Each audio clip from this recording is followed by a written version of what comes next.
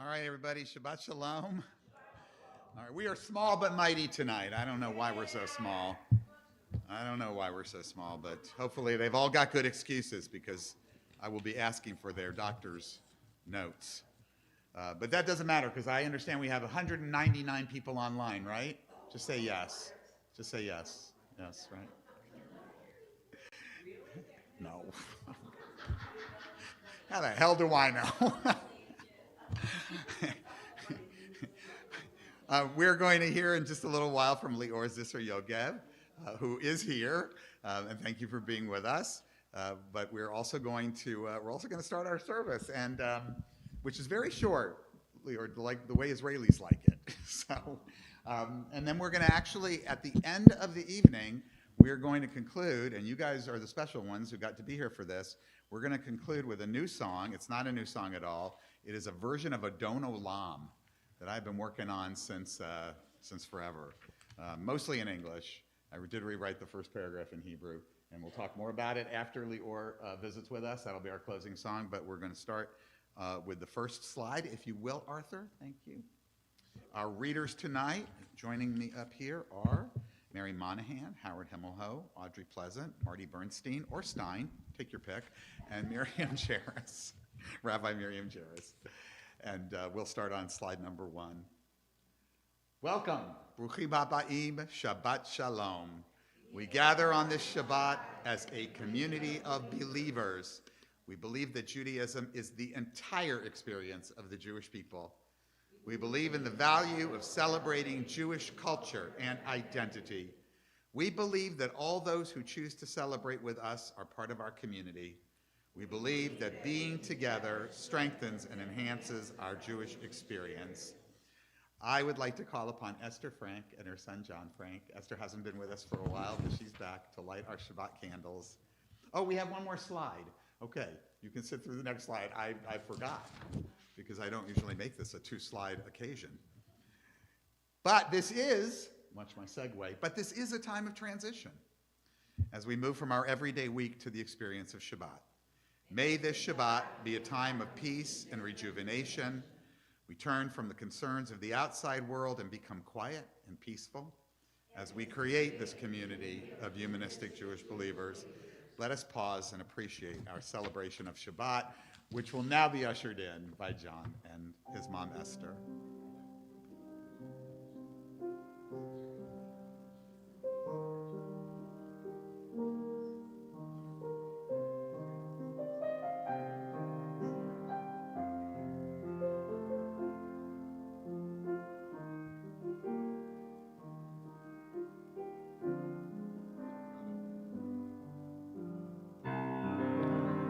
Baruch haor ba'olam, Baruch haor ba'adam, Baruch haor ba'shalom, ba'shalom, Baruch haor, Baruch haor ba'shalom.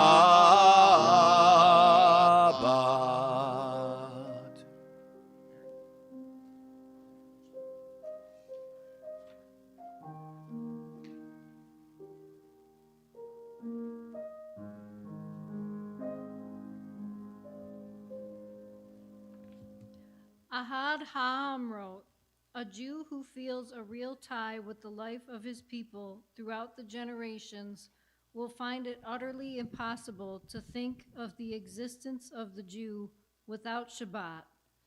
One can say without exaggeration that more than the Jews have kept Shabbat, Shabbat has kept the Jews. On Shabbat, we celebrate the gift of life and possibility. On Shabbat, we rejoice in our Jewish traditions. On Shabbat, we draw renewed sustenance from the love of family and friends. On Shabbat, we affirm the gifts of community.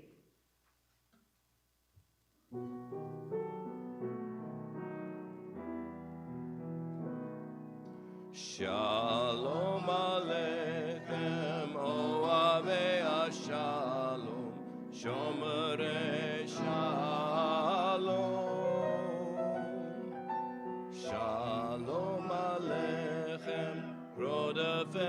shalom, shalom aleichem. Boachem b'shalom, ohavei shalom, serchem l'shalom. Miyom zeh leyamim habayim, shalom aleichem. Shalom aleichem, ohavei shalom, shomrei shalom. Shalom aleichem, rodafei shalom, shalom aleichem.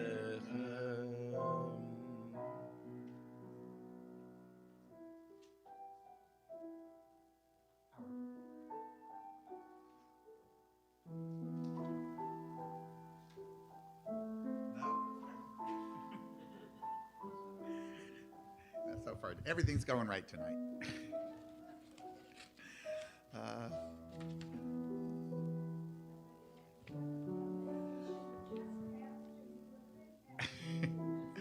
That's me. I'm gonna read this one. So I don't need the walk-up music because I walked up. This is based on Psalm 104. It's something I've been writing for about 15 years now, and I think I might have gotten at least right enough for tonight. It's an appreciation of creation, and I've done it from a humanistic Jewish point of view. We peer at the sky, seeing it spread like a tent cloth. Below it, the clouds, chariot-like, move on the wings of the wind. Mountains rose upon the horizon as valleys descended to their depths. Waters that covered the earth like a garment now settled into their place. Springs burst forth between the hills, rushing streams that give drink to every creature. Wild beasts come to quench their thirst and sing, and birds sing among the branches. The earth replenished yields its bounty, grass for grazing, grain for bread, grapes for wine that gladden the hearts. Human hands now till and tend, drawing sustenance from the soil. The moon marks our seasons, the sun our days and nights. At dusk the forest stirs, its hunters roam till dawn, then return to rest as we humans rise once more. The sea too, vast and teeming, holds life beyond our ken, creatures small and great, a world within our world. Ma rabu olamenu, mal'ah ha'aretz kinyaneha. How manifold are the worlds we inhabit, how full the earth with all that lives.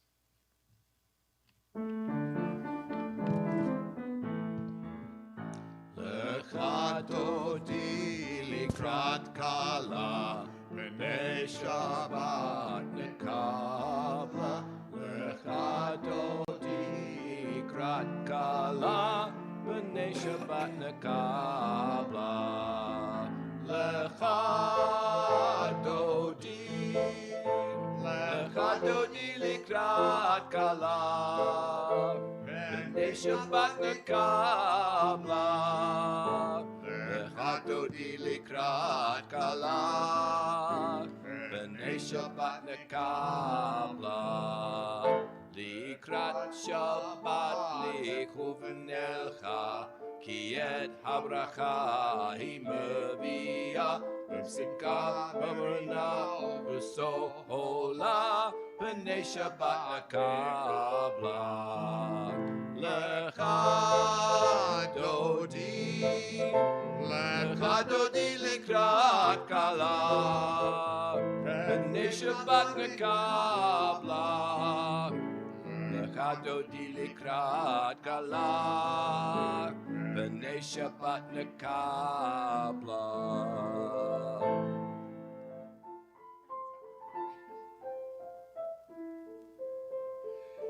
I just read the notes when they're wrong. I goof up.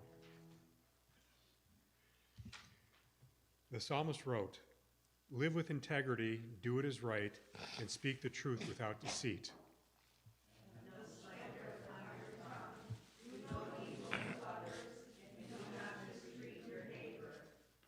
Spurn a contemptible person, but honor those who live with respect.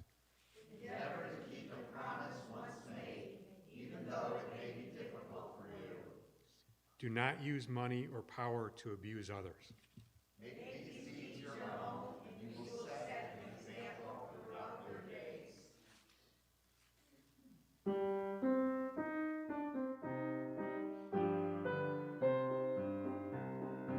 על שלושה דברים, על שלושה דברים, על שלושה דברים, העולם קיים.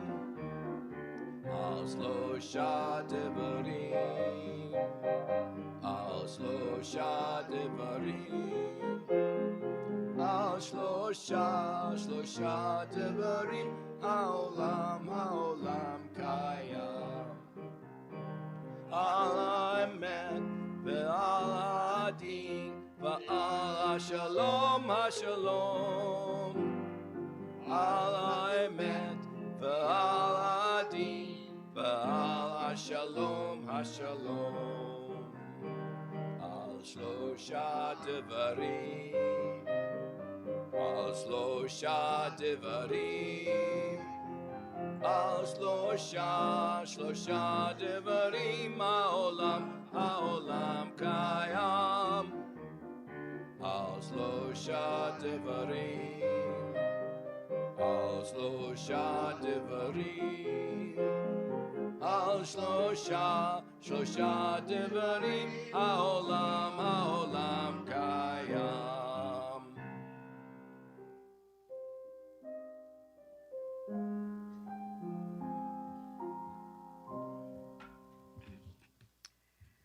Shall we ask, by what commandments should we live? Or might we better ask each of ourselves, what kind of person should I be? The first question assumes that there is one right answer. The second assumes that there are many right answers. If we ask how to answer the second question, we are answered in yet other questions. What should you do when you see another suffering, or in need, afraid, or hungry? What causes are worthy? What role do you dream of for your children to play safely in the street? There are many such questions, some already their own answers, some unanswerable. But when all the answers to all the questions are summed together, no one hears less than this. Love well, seek the good in all things, harm no others, think for yourself, take responsibility, respect nature, do your utmost, be informed, be kind, be courageous, at least sincerely try. Add to these 10 injunctions this: let us always be true to ourselves and to the best in things, so that we can always be true to one another.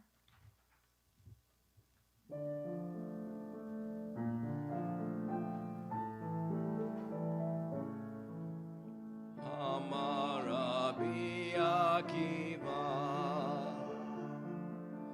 Amar Rabbi Akiva, Ve'ahavta l'reacha kamocha. Ze klal gadol gadol b'Torah, Amar Rabbi Akiva, Amar Rabbi Akiva, Amar Rabbi Akiva, Ve'ahavta l'reacha kamocha. Ze klal gadol gadol b'Torah, Amar Rabbi Akiva.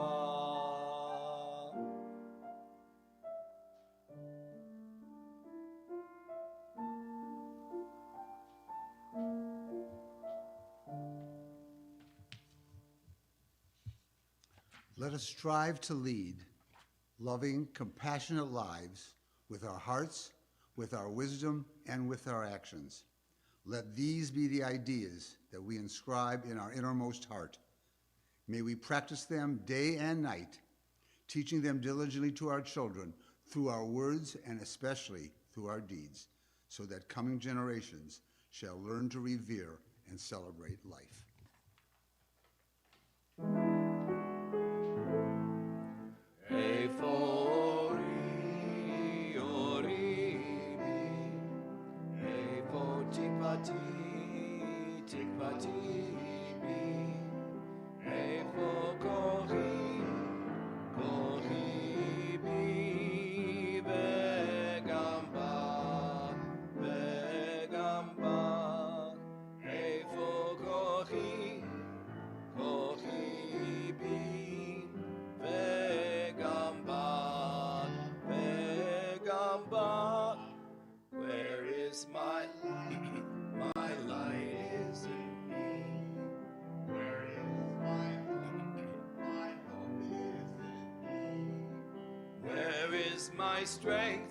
My strength is in me, and in you, and in you. Where is my strength? My strength is in me, and in you, and in you.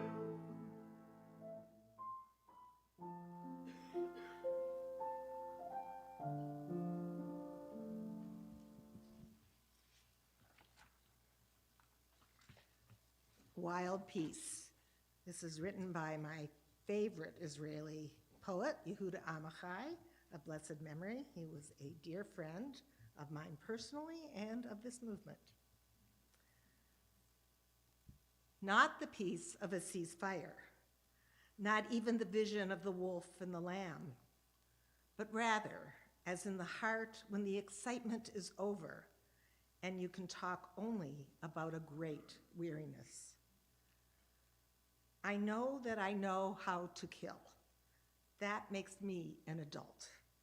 And my son plays with a toy rifle that knows how to open and close its eyes and say, Mama. Peace without the big noise of beating swords into plowshares, without words, without the thud of the heavy rubber stamp. Let it be light, floating like lazy white foam. A little rest for the wounds. It need not be long. And the howl of the orphans is passed from generation to generation, as in a relay race, the baton never falls. Let it come like wildflowers, suddenly, because the field must have it. Wild peace.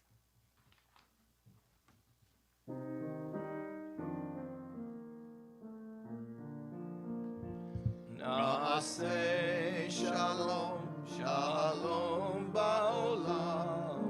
Na'aseh shalom aleinu ve'al kol ha'olam ve'imru shalom.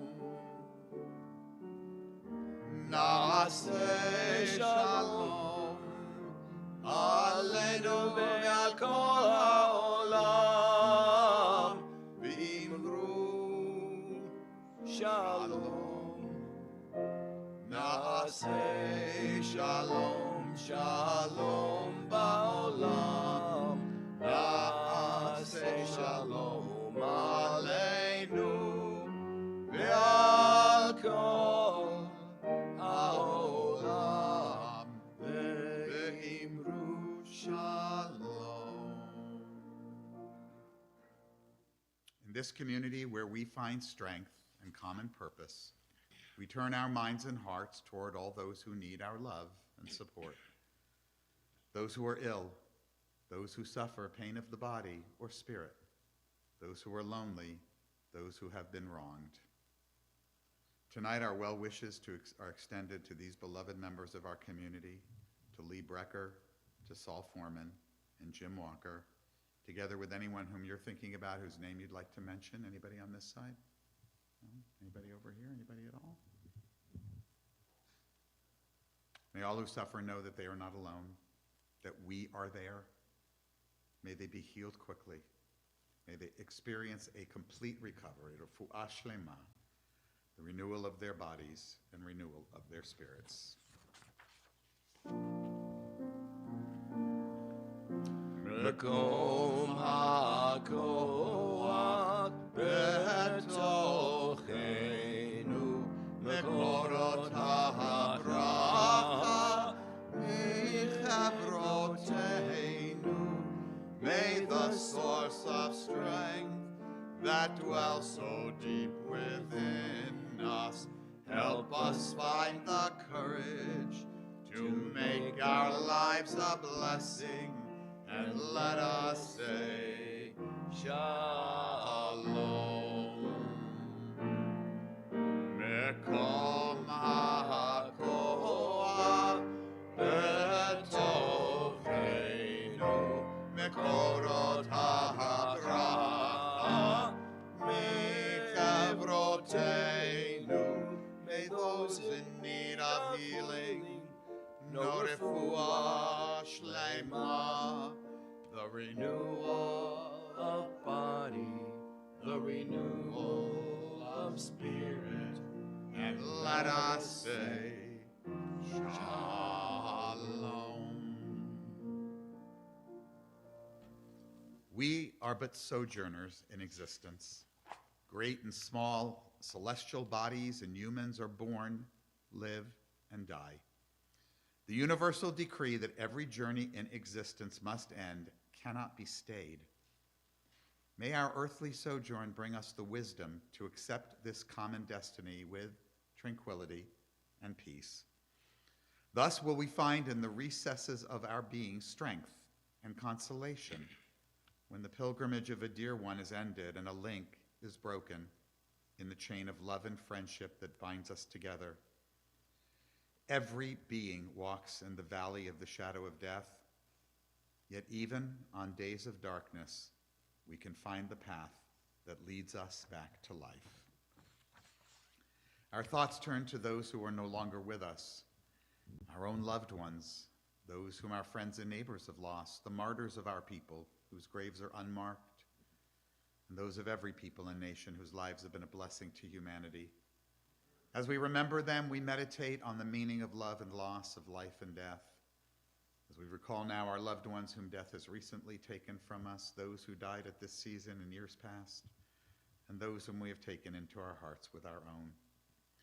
Tonight, we observe the art sites of these beloved members of our community and their loved ones, of Abba Balgley, Leonard Fox, Kenneth Mitchell Jacoby, Roberta Litwin, Belle Matthews, Ben Matthews, Stuart Rice, Hugh William Greenberg, Abe Rosenshine, Alfred Jack Sellen, and Harry Surratt. If there's someone whom you're thinking about whom we didn't mention, go around the room. Anybody? Yes? Robert Horowitz. Anybody else? We say Yehi Zichram Livracha. May their memories not only provide us with a blessing, but may their teachings give us wisdom, and when we think about them, some measure of comfort. If you could do so comfortably, please rise as together we recite our humanistic interpretation of Kaddish. Nitgadal v'nitkadash beruach ha'adam. Let us dignify and ennoble all people in the spirit of our shared humanity. Let us acclaim the preciousness of life. Let us show gratitude for life by approaching it with reverence. Let us embrace the whole world even as we wrestle with its parts.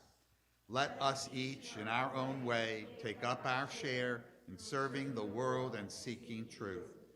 May our commitment to life help us to strengthen healing of spirit and peace of mind. May justice and peace permeate and comfort the house of Israel and all those who dwell on earth. And let us say, Ken Yehi, may it be so. Please be seated. Well, tonight we are in for a treat. I had the opportunity to, and it was a belated opportunity, and my apologies for that, to meet LIOR ZISSER-YOGEV over the summer and late summer, because after all we've been through with Israel, I thought it was time for us to also celebrate Israel and my experience with this Shlichut program, this program of emissaries coming, messengers coming with good news about Israel and with cultural connections and Jewish identity. Well, I've been working in that field all my life. That's what I did at Hillel's. That's what I did at JCC's. And I was so delighted that meeting LIOR, she was in a long chain of these people that I've had the opportunity to meet. And one of them you all know very well, who is a rabbi who brought this movement to Israel, Sivan Mas, just to give you some context for it. But LIOR has come here, a successor to Sivan of several generations, having grown up in Givat Ella in Emek Yisrael, which is in the north, part of Detroit's Partnership Together region. That's a partnership. Every federation has one with a community where they're strengthening. It's a little fundraising and building together. She first connected with the Michigan Jewish community through summer camp, an experience that inspired her to pursue a career in Shlichut and Israel education. She completed her IDF service as both a combat soldier and a teacher, and she brought her passion for Jewish life and learning to, since then, several communities around the world. She served as a community shlicha in Peoria, Illinois, where I found out we had a connection through my former brother-in-law of blessed memory. She spent a summer as a shlicha in Sydney, Australia, where she had to do everything upside down. And she's worked in many Jewish summer camps throughout North America. Academically, she holds a BA in Education and Political Science, a Master's in Public Policy and Management, both of them from Hebrew University in Jerusalem, and a teaching certificate in Civil Studies. Before she came to Detroit, she spent 8 years in public service, holding positions in multiple Israeli government ministries. That I'd like to hear more about, including the Ministry of Labor and Social Affairs, the Ministry for Social Equality, and the Civil Service Commission. LIOR came here with her husband, Gil, and their daughter, Ziv. Ziv, yes? Okay, because they spell it Z-E-V-E, and I would have spelled it Z-I-V, but I wanted to make sure I had it right. Ziv, Zion Yod Ken, yes. And Rona, and I am delighted to welcome her tonight. Thank you for coming. Welcome her. What an introduction. Shabbat Shalom. Shabbat Shalom. This was a beautiful service.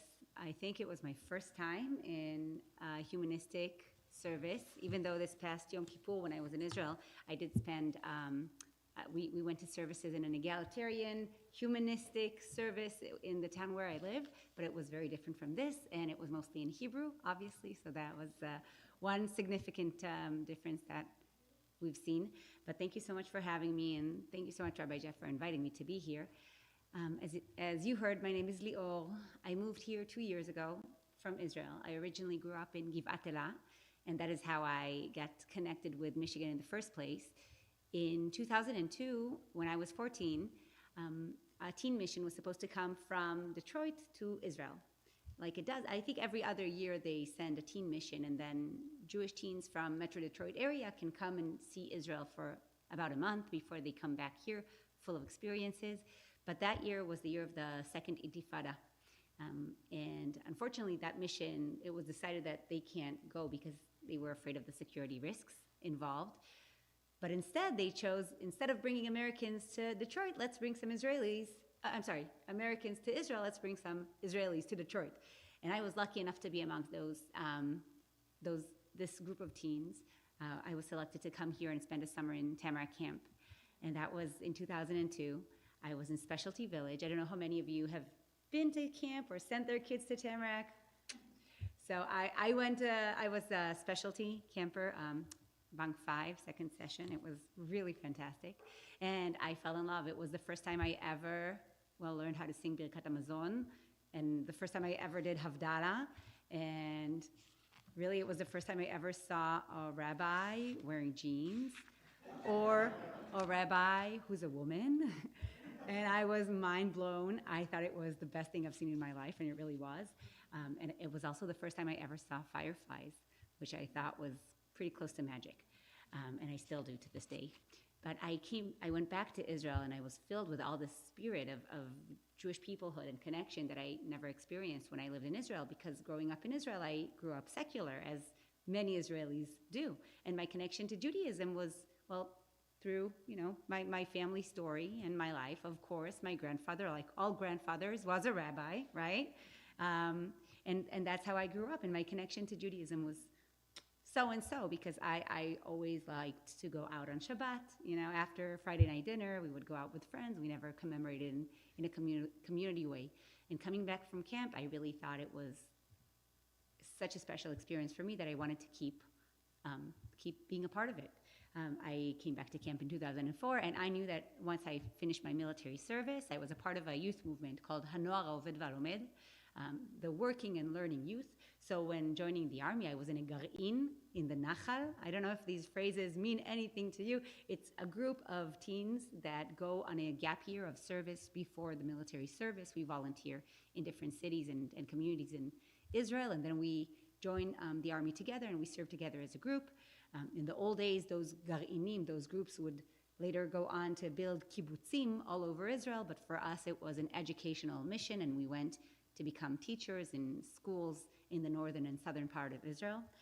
And after that experience, I decided to go back on shlichut. So right out of the army, I found my second home in Peoria, Illinois, where I was actually just there two nights ago. I met Ellen's widow, and she says hi. But it was really a remarkable experience, because I got to spend 2 years connecting with the Jewish community there. It's not a very big Jewish community, a little smaller than Detroit.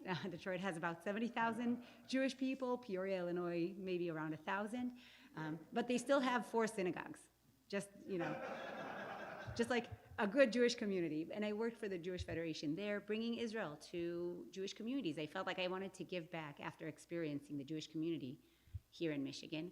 And it really was an incredible experience. And after 2 years, I had to go back to Israel, and I thought to myself, what could I possibly do that would be as significant and that would continue my sense of shlichut, doing something that's like a calling. I feel like I'm really making an impact within the Jewish community, and how can I continue that going back to Israel?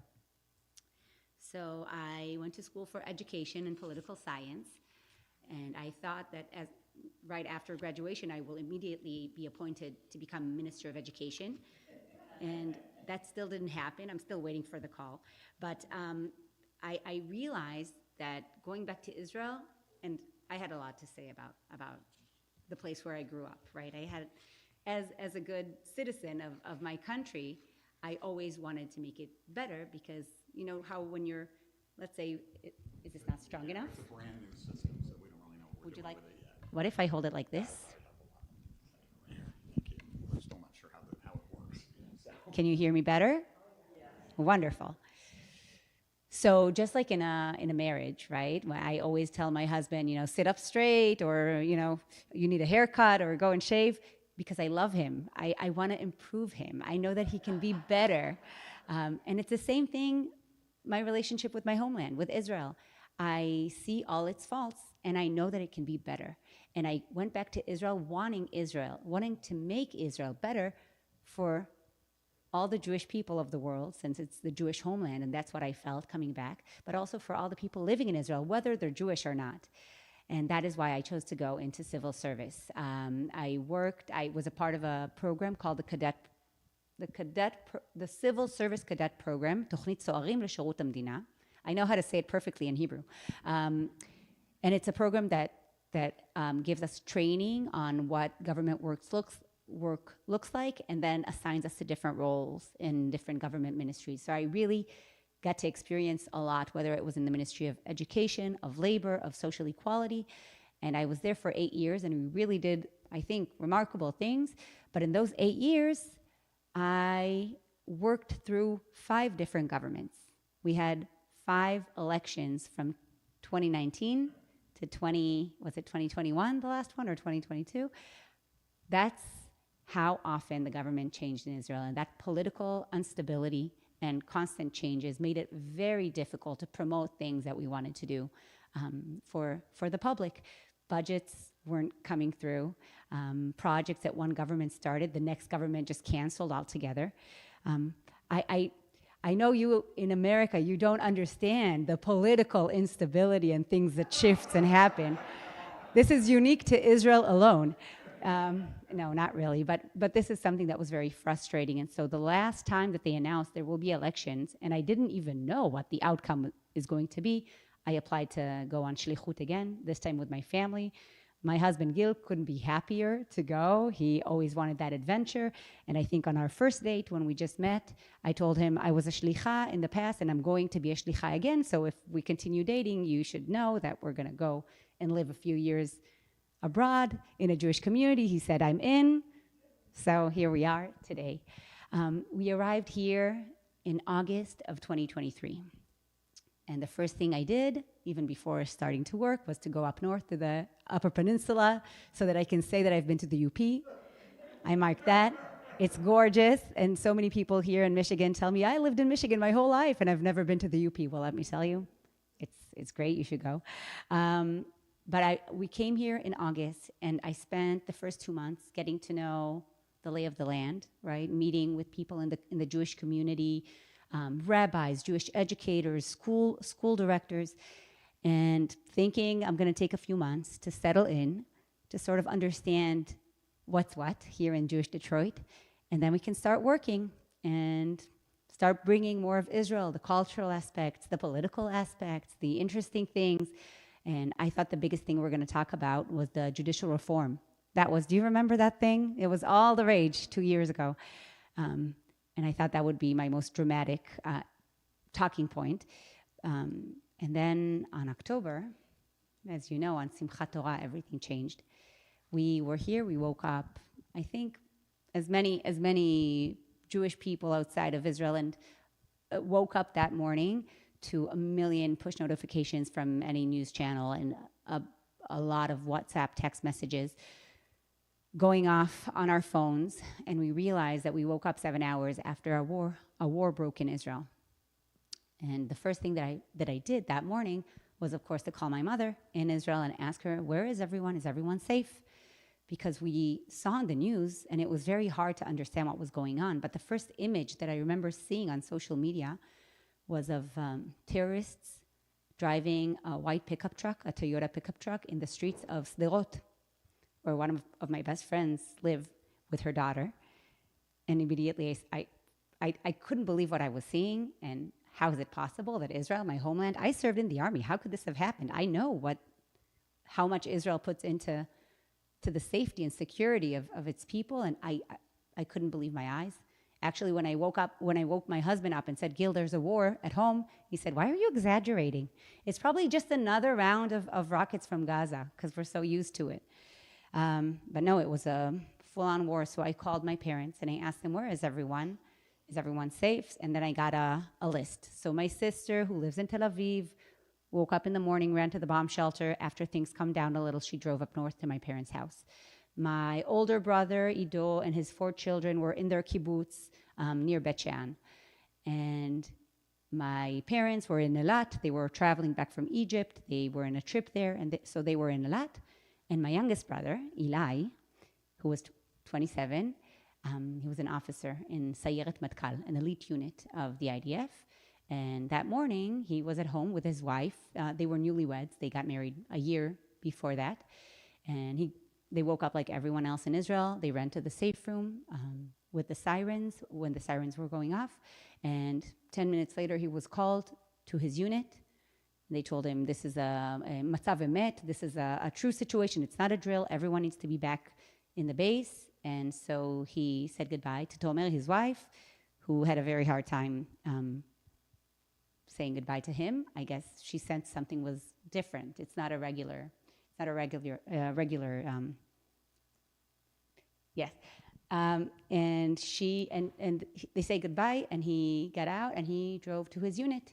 And on the way there, he called my parents, and he asked them, would it be okay when you drive up north, just go through to our house in Be'er Sheva and go take care of Tomer, because she was very upset when I left. And they said, all right. And they didn't think much of it. And that was it. And we saw, you know how on WhatsApp, when you send someone a message, I don't know how many of you have WhatsApps, but in Israel, it's the application that replaces text messaging. We use WhatsApp. And there's an option there to see when the person that you're texting with, when was the last time that they were online. And so from October 7th, all day that day, my younger brother, online status was 10:23 a.m.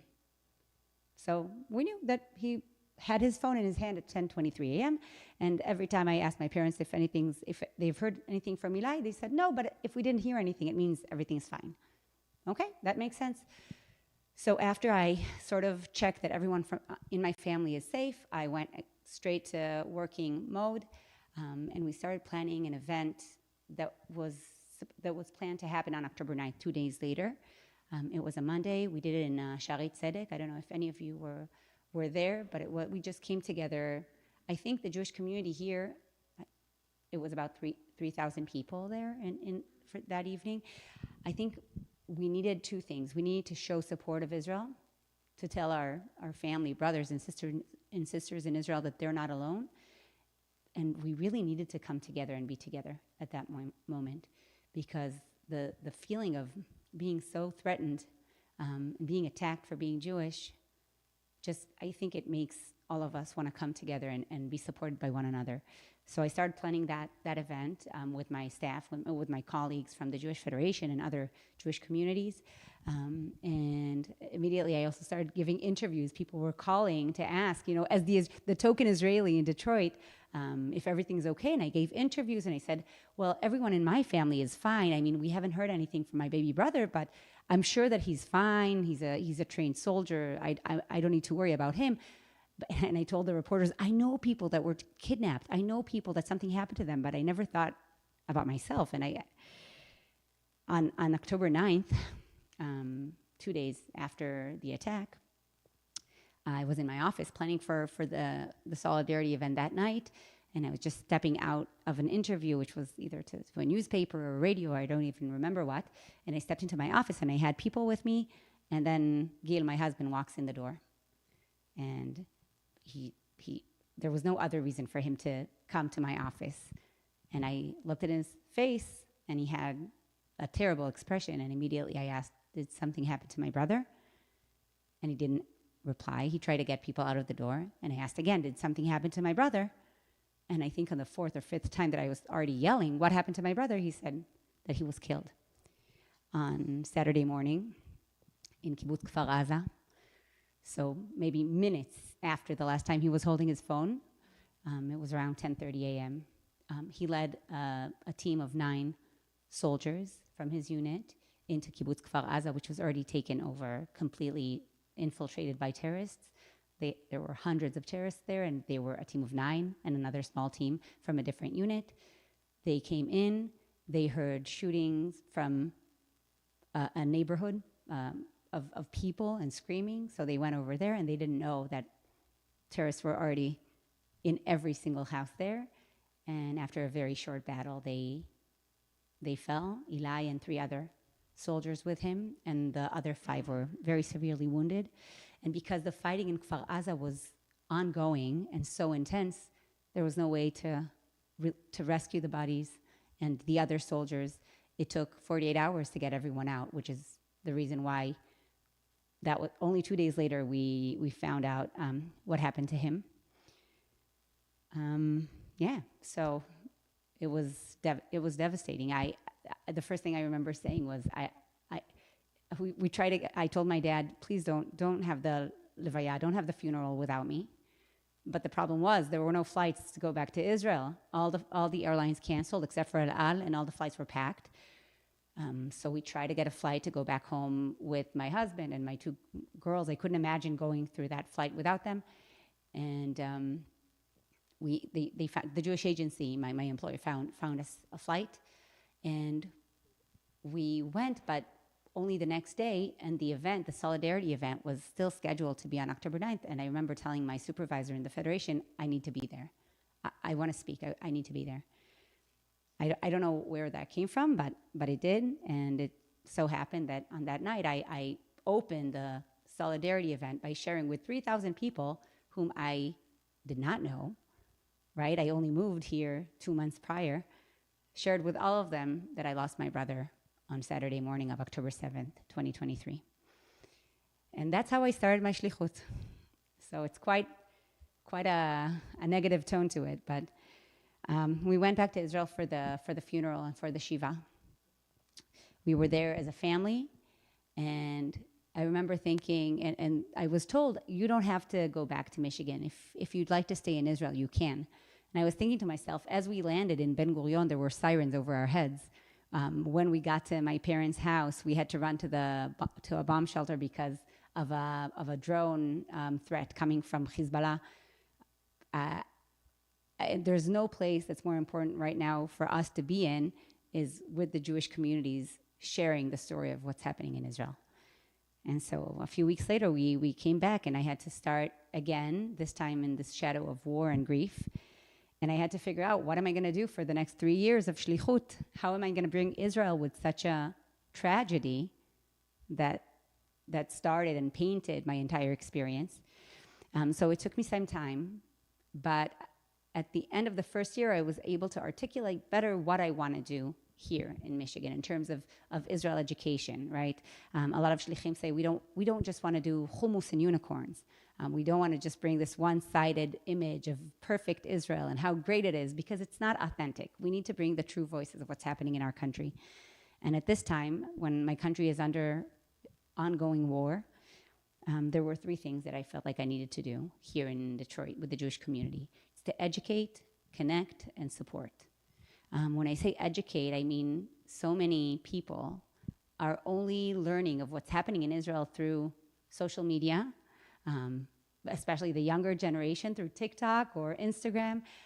All the information that they're getting is shortened into 30 seconds video clips, and it's very one-sided, and it's driven by an algorithm, and it controls what they're exposed to. And so when I wanted to educate, I wanted to bring more information, more perspectives, to make sure people know another side to the story. We've done classes and lectures, and we brought in speakers and Zoom conversations with speakers from Israel, and a lot of Dvar Israel, Dvar Torah, similar to what I'm doing here, all as a way to give people more knowledge on what's happening in Israel, more than they can get from reading the news or reading the newspaper or watching the news. The second item, the connect part, there's such, I'm sure many of you have family or friends in Israel, and if not, tell me and I'll connect you. They don't all have to be Yehuda Michai. They can also be just common people like you and me, but there's something so meaningful about maintaining those real connections and relationships with people in Israel. And when something happens, you don't only have to open your phone, but you can just pick up the phone and make a call and ask a person that you care about in Israel, what's going on and how are you doing and how can I help? And so we've created a lot of those relationships by utilizing our partnership region. We have the Jezreel Valley, where I grew up, Emek Yisrael, and Migdal Emek, Nofa Galil. We've brought missions from Israel to come here and tell stories, and we've brought Detroiters to Israel on solidarity missions. We made those personal connections that are ongoing. And last summer, we even brought 2 groups of teens from the Gaza envelope, one group from Kibbutz Gevim and another from Kibbutz Be'eri, and they got to spend the summer at Camp Tamarack together with our Israeli campers and have that experience of a lifetime. One of our campers was a hostage herself that returned in a hostage deal. Another was an orphan, the daughter of a victim of October 7th, that his body was just recently returned from Gaza in this recent ceasefire. And those campers got to spend a summer full of love, support, hangouts by the lake, ziplining, horseback riding, all the magic that camp has to offer and all the love that the Jewish community here has to offer. So that was a remarkable experience. And when I say support, right, educate, connect, support, we've done so many events where we just brought people together to show support, whether it was for Israel when we had the solidarity events or the vigil for Yom HaZikaron, Memorial Day, or support Israel itself when we celebrated Yom HaAtzmaut, or when we called to release the hostages in one of the many events that we've done. I think that support was not only for Israel and Israelis, but mostly for one another, because it hasn't been easy being Jewish in our parts of the world. The funny thing is, when I called my family in Israel, when there are sirens going off, and I asked them, "How are you? Are you okay?" They say, "Yeah, we're fine, but how are you in Michigan? Is everything okay there in Michigan?" Because they saw on the news what's happening on campus, and they hear over when the Israeli media covered the elections, they really focused on Dearborn, like it's the one city in all of the United States. So everyone was asking me, how is everything? Are you okay? And I said, well, if I don't go online, I'm fine. I don't experience anti-Semitism if I'm not on campus and if I don't go online. But we did have many people in our community that experienced firsthand anti-Semitism and hatred. And unfortunately, I was also at some point a victim to one of those cases when a group of protesters came to my office and said that LIOR ZISSER-YOGEV is complicit in genocide and LIOR is a liar, and all sorts of really creative signs, I have to say. But that was just one experience, and I have to say that we gave support to one another by coming together, and not only to Israel, but it really goes both ways. So that's just in a nutshell what the past 2 years have been. I have one more year of shlichut, and I'm really glad for the opportunity to be here. I met with Rabbi Falik 2 months ago, and I thought to myself how unique it would be to come here, because growing up, I told you I was a part of a youth movement, HaNoar HaOved VaHaLomed, and we always said in our youth group that we see Masoret Israel כמקור השראה, לא כמקור סמכות. Now I'll translate. We see the tradition of Israel, of the Jewish people, as a source of inspiration, not as a source of authority, right? So we choose to do our Jewish traditions, right, and customs because we're inspired by it, because there's so much to learn from it and from the values and the morals that we can take from our Jewish religion or tradition or culture. It's a lot more than what we're obligated to do because it's a religious commandment. So that is why I felt so connected and so inspired to come here and to talk with you all. And what's also interesting is that when I give these Dvar Torah, I always want to connect it with the parasha, with Parashat HaShavua, which this week it's Parashat Noach. And I thought it was crazy because what are the chances that it's always the right parasha that fits the perfect current events that are happening in Israel? And I'll tell you why. In Parashat Noach, we talk about Noah's Ark, right? It's the first class, I'm sure you all remember it from the first class you did in religious school when you were 4, right? Noah's Ark. The land was evil, filled with evil people, right? God told Noah that he wants to eliminate the earth. So please gather a male and female of every living creature, build an ark, the rain will start, and so on. But when I read the parasha this week, I'm going to read to you in Hebrew and then in English, and then tell me if something stands out. ותשחט הארץ לפני אלוהים ותמלא הארץ חמס. The world had become corrupt before God, and the land was filled with Hamas, corruption, robbery, hatred, lawlessness. Hamas. That word stood out to me immediately. It's not, the meaning of the word Hamas in Hebrew means lawlessness or robbery or corruption. In Arabic, the word Hamas has a different meaning. First of all, the terror organization Hamas, it's an acronym, HMS, it's the Harakat Muwakama Islamiyah. I don't speak that much Arabic, but I do know these 3 words. It's the movement for the resistance, the Islamic resistance. And it got a different meaning of zealousness, right? Zeal or strength. And when I read this, it immediately struck a chord because the land was full of evil.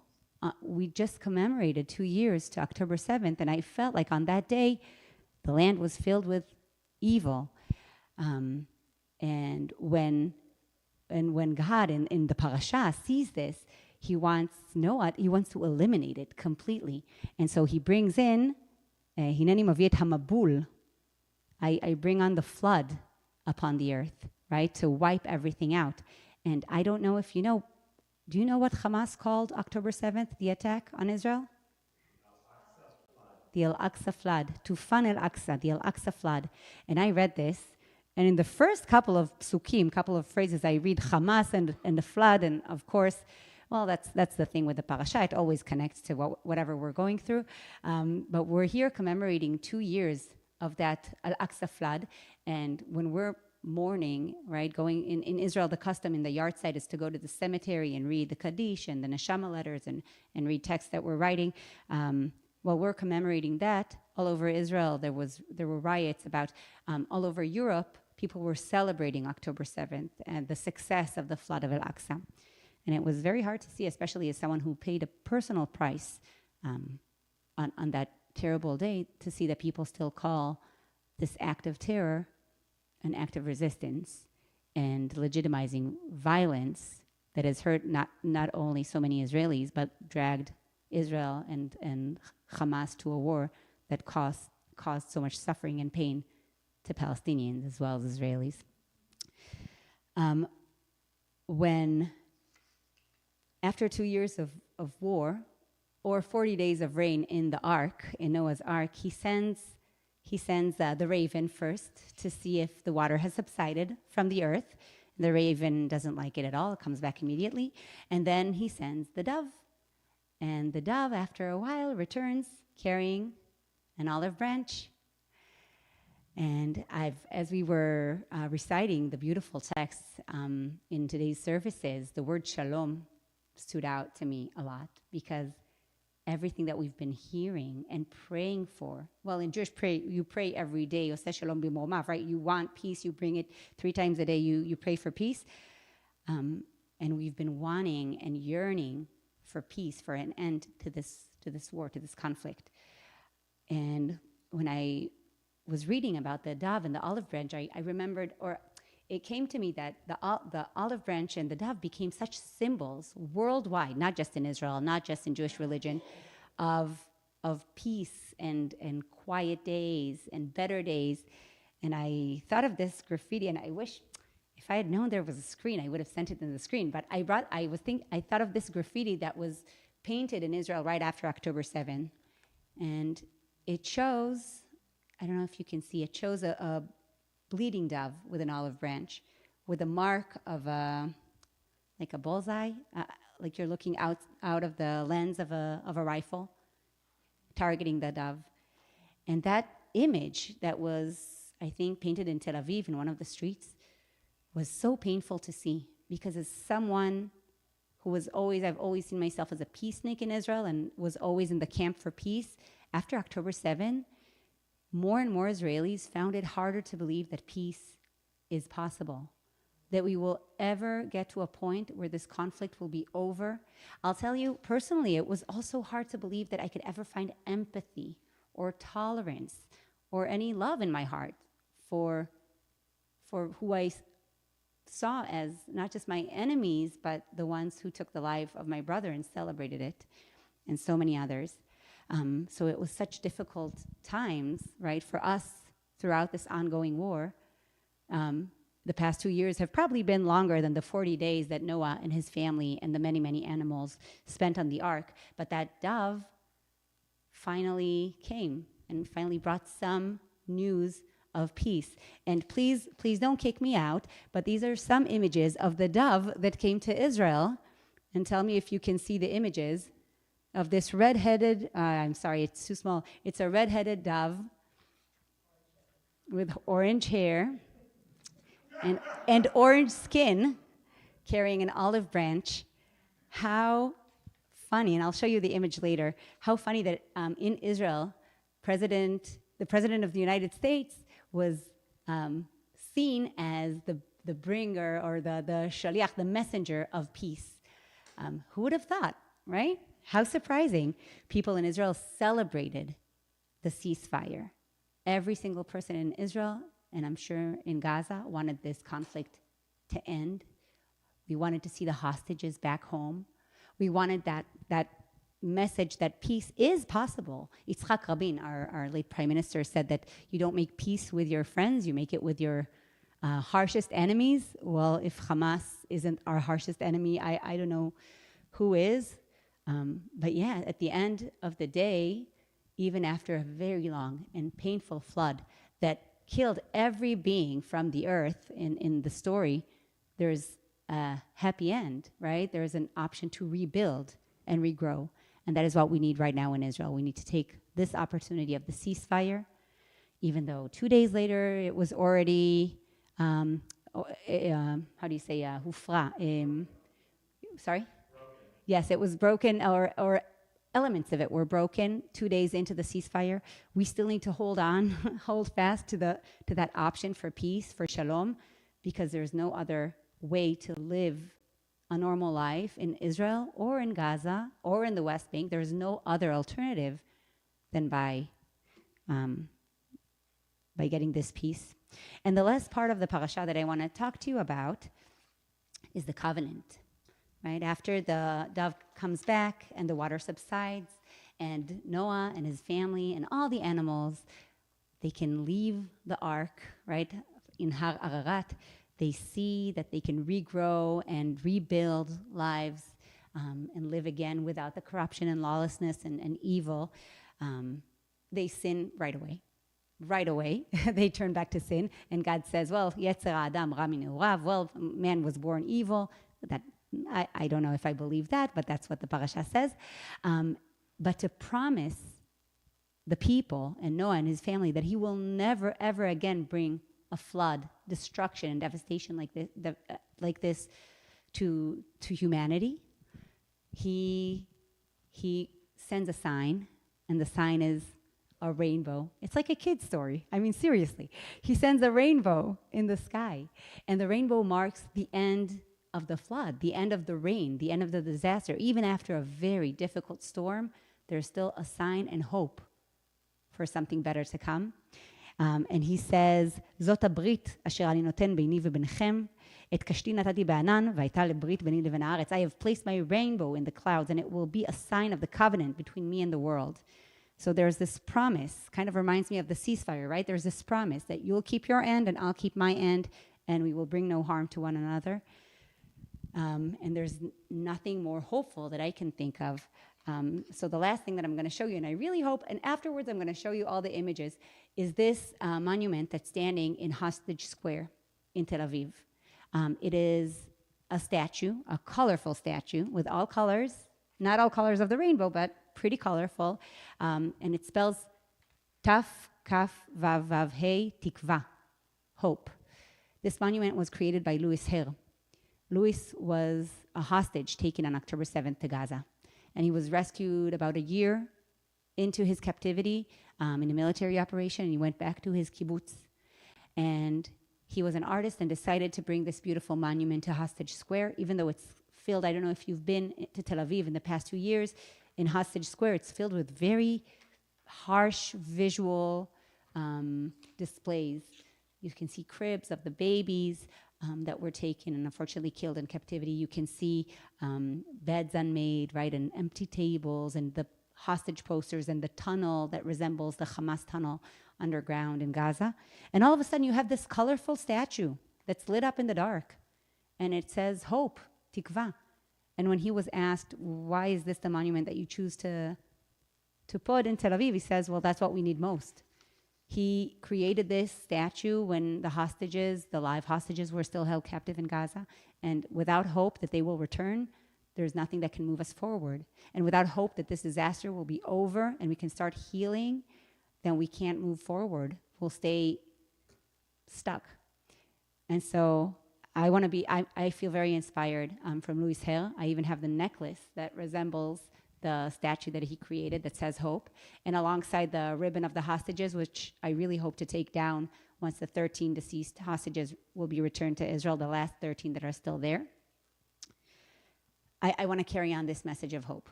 I want to bring hope to Israel. I want to bring hope to the Jewish community. And most of all, I want to bring hope for myself, because since October 7th, I've had a very difficult time finding hope and remaining positive. And I think we're going to fake it till we make it, right? We're going to be hopeful that we can have a better future for Israel, for the Jewish people, until we make it happen. Looking back at our Jewish track record, we've done it in the past. We overcame horrendous tragedies, and we grew, and we prospered, and we can do it again. So that is what I want to wish to all of us today. And I want to thank you very, very much for listening. Toda rabba, Shabbat Shalom. And we can also start a discussion, I think.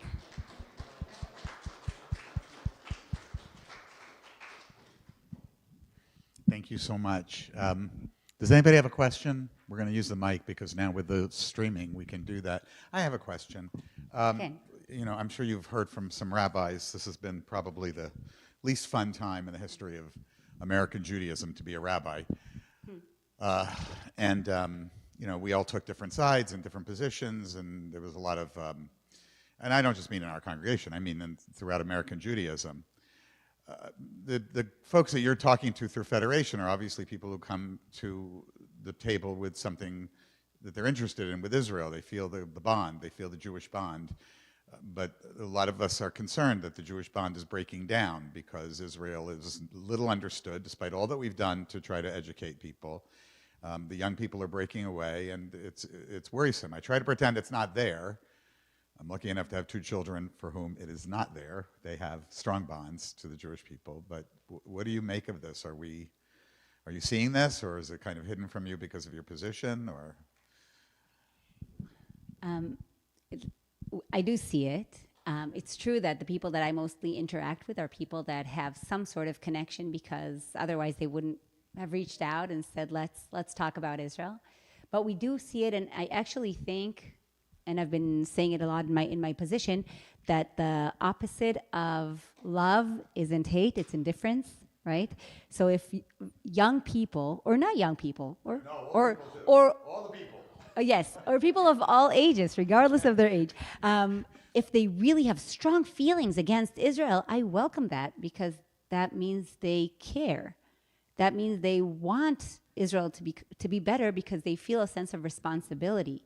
And I think whether we like it or not, as Jews, we have responsibility of Israel. I know we're not I am, but even if you're not Israeli citizens and you can't vote there, it's still a Jewish homeland. And I mean, the Jewish Federation here was vandalized on October 7th of 2024, right?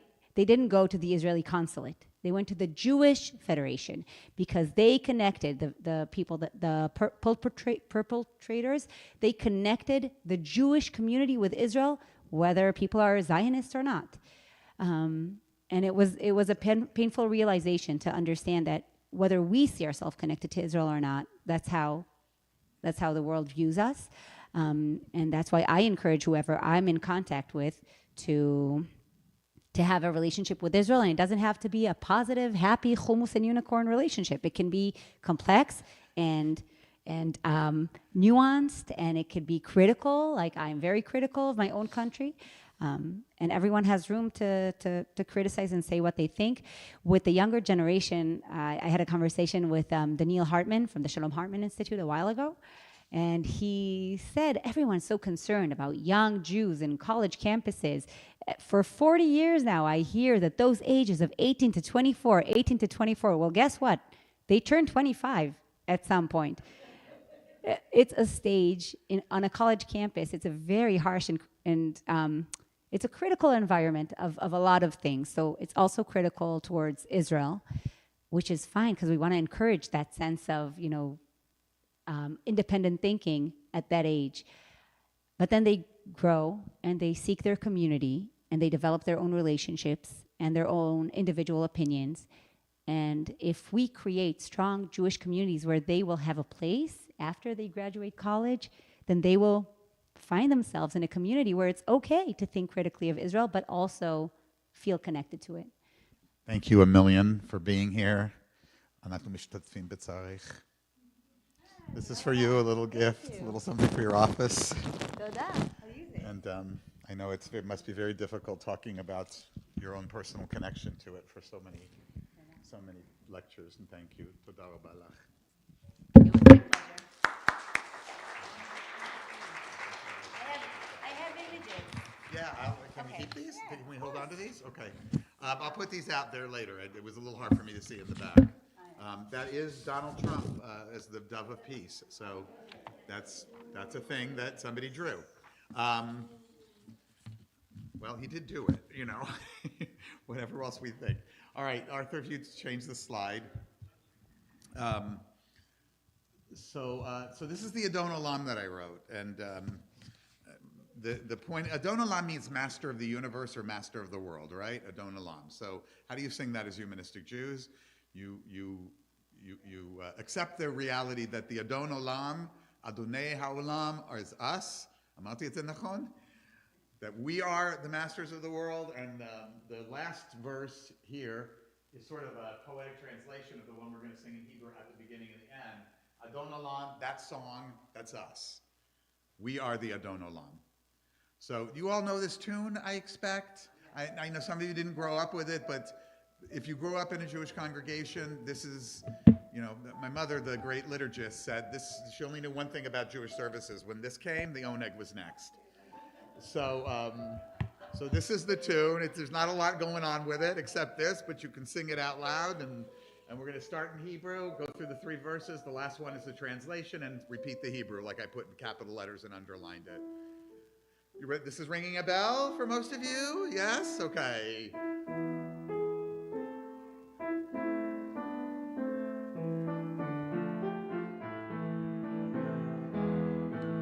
Adon Olam Ushiratam Oev Chaim B'Haolam Kol Ole B'Shir Shalom Uva'adam Rimsach Halom. Before our time the world began, and from the dawn our story ran. Nature's law and life's design, we seek our meaning, yours and mine. No hand unseen directs our way, yet purpose grows with each new day. Through heart and thought, through joy and pain, we shape the good that will remain. Adon Olam, the song are we, our world steered by humanity. Our love of life stirs songs of peace. Within us our dreams increase. Adon Olam, Adam, Ohev Chaim B'Haolam, Kol Ole B'Shir Shalom, Uva'adam Nitzach Shalom. Thank you. Thank you to everybody, especially to LIOR for joining us. I know it means leaving your family on Shabbat, so thank you even more for that. I want to thank David for the streaming, Arthur for the slides, always Joseph for the beautiful music. Tonight's Oneg is sponsored by Carol Goldsmith in honor of a very special and wonderful person who I had the privilege of knowing, a member of our community who became a good friend of mine, Roberta Litwin, Bobby of blessed memory. May her memory always be blessed. Shabbat Shalom, everybody.